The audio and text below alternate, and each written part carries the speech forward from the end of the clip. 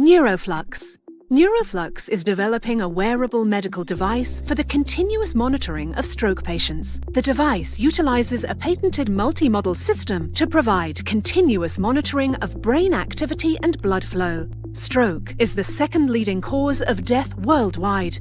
The most common type of stroke, ischemic stroke, is caused by a sudden restriction in brain blood flow. CT scans are used to diagnose stroke. CT scans provide imaging snapshots, but due to radiation exposure, are only performed every 24 hours. During the first 24 hours, patients will receive treatment and are at risk of having a secondary stroke.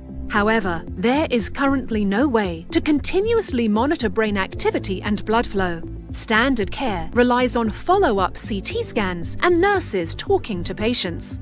Nuroflux was born after seeing how blind this situation can be. Our head-worn device will provide real-time monitoring of treatment and the detection of secondary strokes. This will also reduce the number of CT scans required.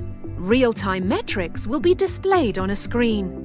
Alert algorithms will sound when these metrics reach a threshold that indicates the need for clinical action.